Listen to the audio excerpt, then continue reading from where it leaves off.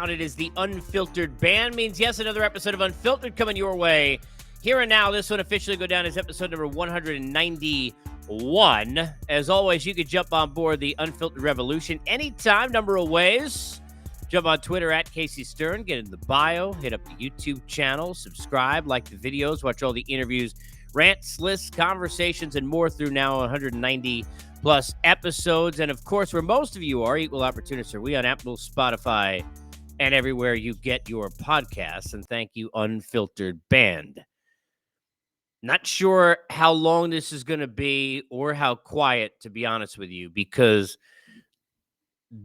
what we saw as I do this here on a Wednesday, last night, in a situation where Bruce Bochy called it, and he's been around a while, we're talking about a Hall of Fame manager, one of the worst calls he's ever seen.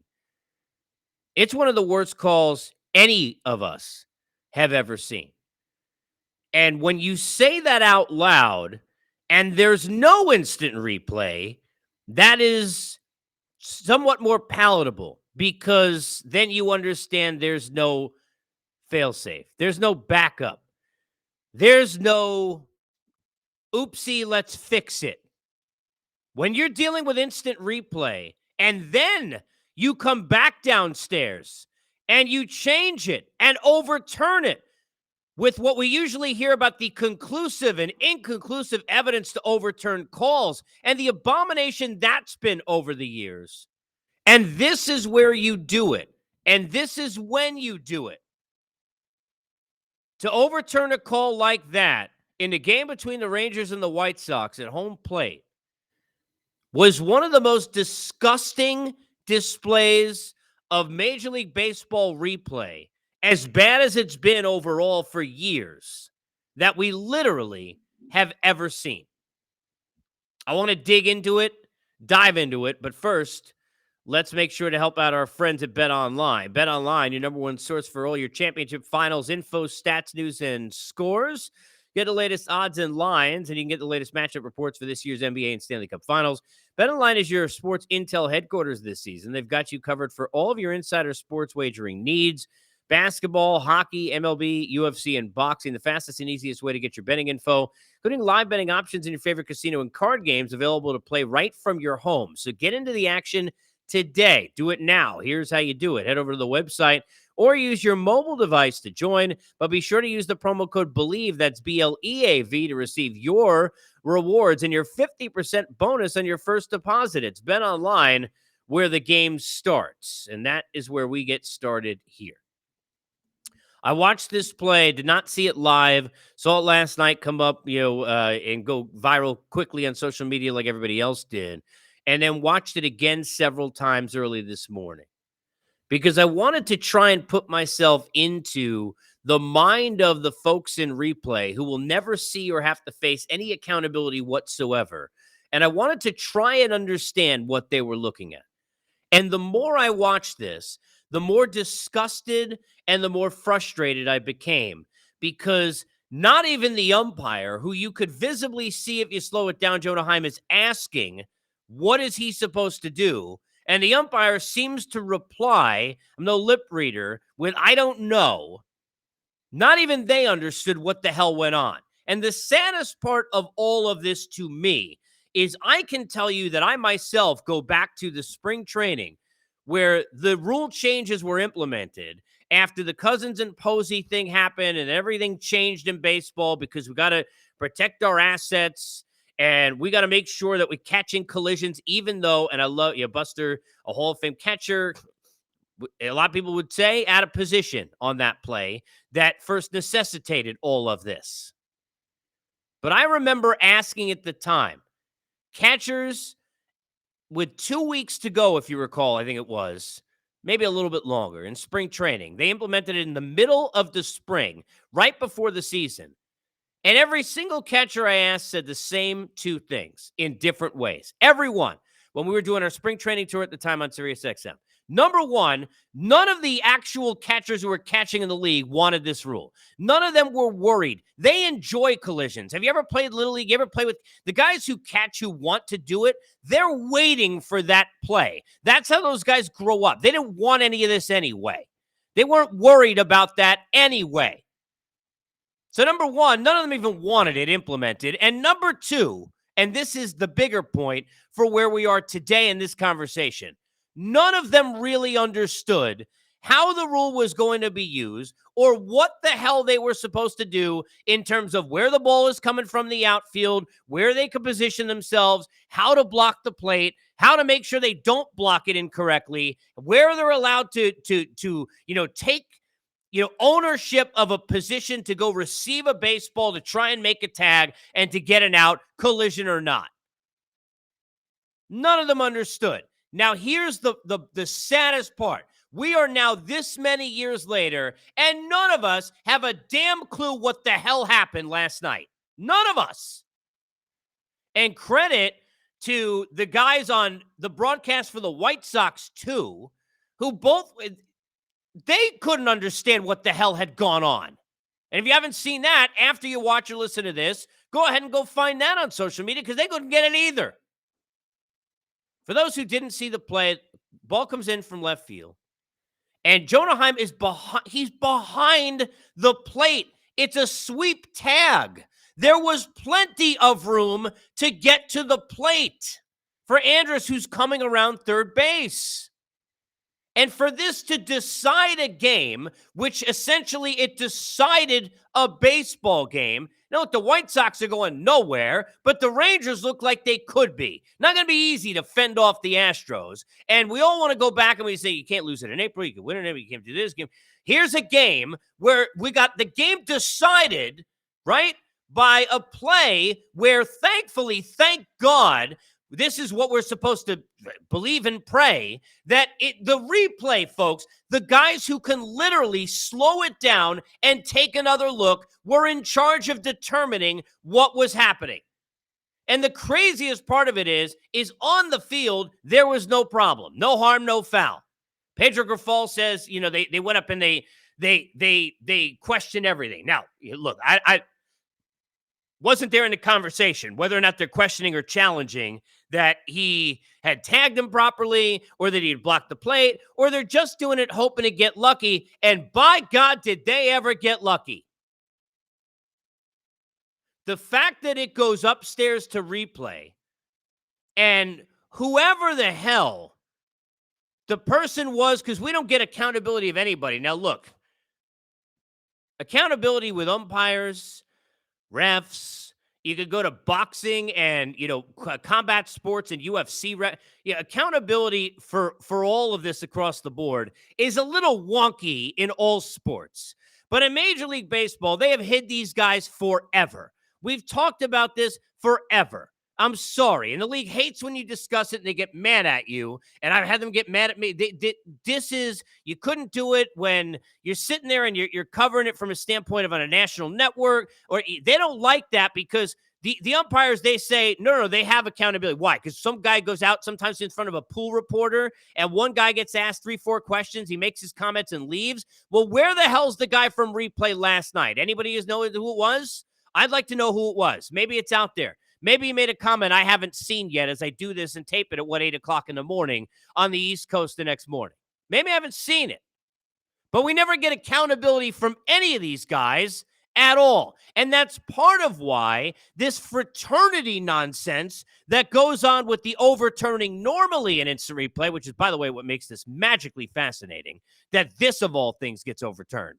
But all the time, when you're dealing with this inconclusive to overturned BS, I have said this forever, you don't need someone who is a former umpire in replay who then has friendships and has relationships and has reason to back and reason to protect and reason to defend. You don't need that up there, because then every time they overturn a bad call from an ump, they're saying, hey, look, our group, right, didn't get it right. Now, the irony of that is the whole point of this is that no matter how good umpires are, and look, most of them are very good overall, and certainly their percentages are very good overall, and none of us would get 100%. I could sit there at first base right now on a bang-bang play, and I've got no idea if I would even get better than 50% of whether a guy's out or safe. That's how fast that's happening. That is not easy to do. But that's the whole point of instant replay, is to protect that, to be able to go upstairs to have someone to say, now, don't worry. We understand you're a human being and not a computer or a robot. So we slowed it down and we have the computer and we got the video system and we made sure that you have a guy who touched the bag before the ball was in the glove and he is safe. Don't worry about it. We got your back. But what happens is it's actually more about we got your back even when it's wrong. We'll just say it's not conclusive enough to overturn, which I'm sorry, pardon my French, is a bunch of bullshit. And that happens all the freaking time. All the time. Now, in this case, you got a situation where on the field, didn't really look like much at all. It's an out. To get that overturned, I would love to know what that Bruce Bochy, one of the best managers. Look, I said this on a show recently about a week ago. Look, he and Tito are as good as any I covered in the last couple of decades. And you got Dusty, you got a lot of guys who are still managing your Hall of Fame. Bochy right at the top of that list. I mean, Bochy is he's been around. But when he says last night after he got ejected, that's one of the worst calls I've ever seen, and he's dumbfounded, you're damn right he's dumbfounded, because all of us that are breathing and living are dumbfounded, because that was an absolute horse poop call that made no sense. But go back again. It's okay to say that when it's on the field, and then that's what replay is for, to fix it. When it's coming from replay, that's when you get absolutely bananas. It is like going into school, right? And the teacher is sitting there and teaching the kids. And the teacher says to the children, America was discovered by George Clooney in 1997. Really? And he comes home and he says, what'd you learn today? I learned America was discovered by George Clooney in 1997. Huh? Now, if a kid said that in the room, that's okay. They're just wrong. Don't worry, the teacher will correct it. Don't worry, replay will correct it. The judges, the umpires, the referees, they will correct it. But when you're sitting there in a situation where the replay system, the people upstairs, the governing body who's telling you what's right or wrong, fair or foul, out or safe, wrong or right, in or out, when they are the ones who are telling you the wrong information, well, who the hell am I supposed to trust now? It is absolute garbage. Garbage. It takes forever. We don't use the technology. We got all this money we spend at our disposal to make this in an IFB and an ear, a bang-bang play. We got guys under hoods like idiots for years. I mean, the whole thing is stupid in its own right. And by the way, I'm not one of these, well, replay shouldn't be there at all. I'm one of these, why isn't it better? Why don't we make it better? Why haven't we adjusted to make it better? So let's go back to, forgive me, coffee. Let's go back to upstairs. Why does it have to be an umpire? Really? If the key to it, right? And I was working at MLB.com way back in the day in an office on the same floor where they built the replay system and put the replay center in, right? And you got some great people. I don't know everybody who's in there now, but I'm sure some of the same people. You got great people who are smart people and all that, right? Who are video folks, who are editors, who are making sure to give these umpires as quick as they can the looks that they need. But why do I need an umpire when I could go get some dudes from MIT to sit up there who know all the video and the editing and all that, put them through some paces and make sure that they understand we are just looking for an answer. I don't care what the hell was called on the field. I just want to know if he is touching the bag before the ball's in the glove. I want to know if that ball is fair or if it's foul. I want to know if that went over the fence, if it didn't go over the fence. Is that a tag? Is that not a tag? Slow down the video, make it look the way you need, and you go and you just give me an answer. That's all I need is the right answer. I don't care what the hell was answered beforehand.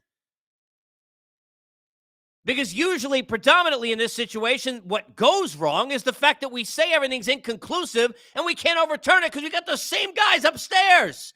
They're not going to get on their friends. Can't do that. Not going to get on the fraternity. Can't do that. Oh, my God. No way.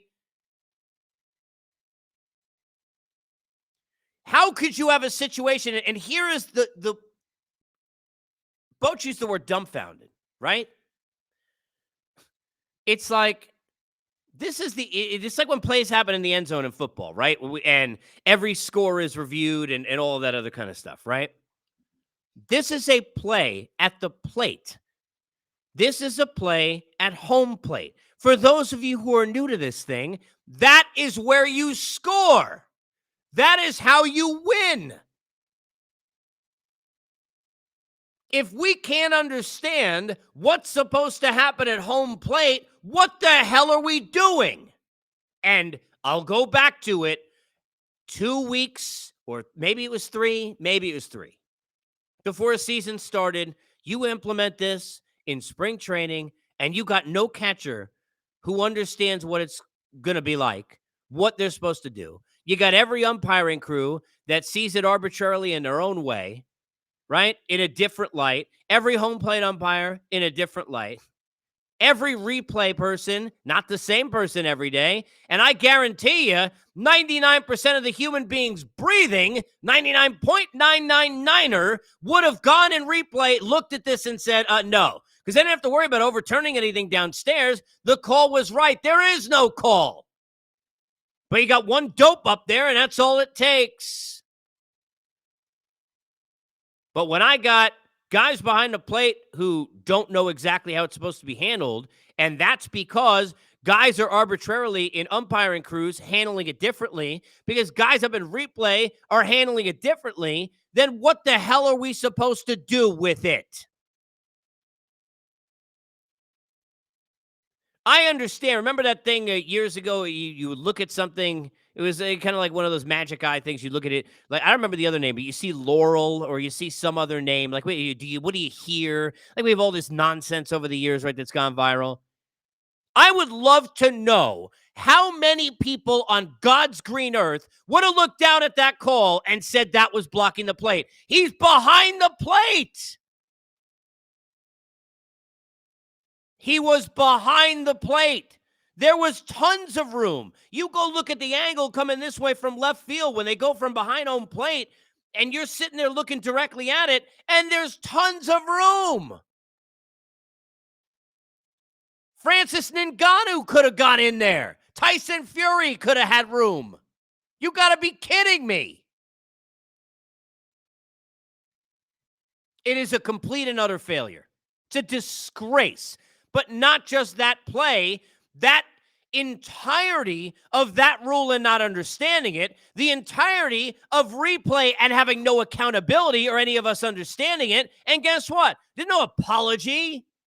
Nobody after the game knew. The umpires down on the field didn't even understand why the hell it was overturned. We don't understand. Where's the, I'm sorry.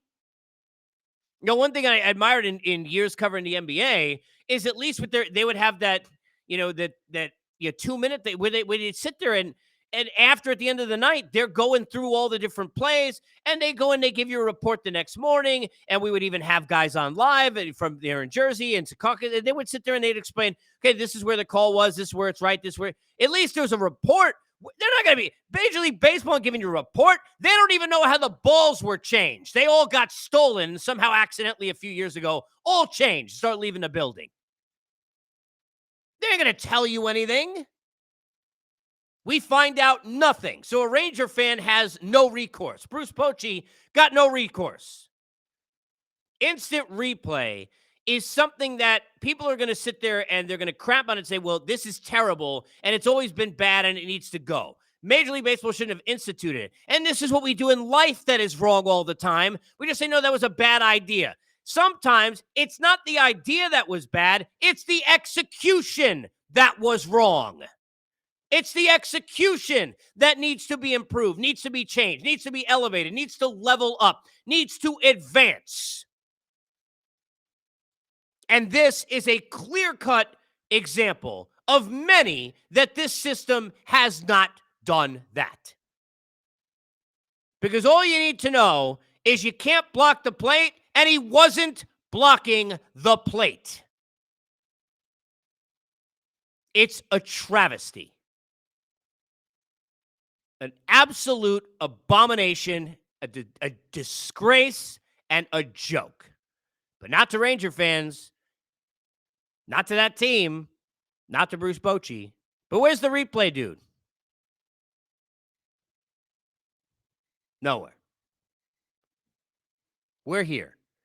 Unfiltered is always presented by our good friends at BetOnline.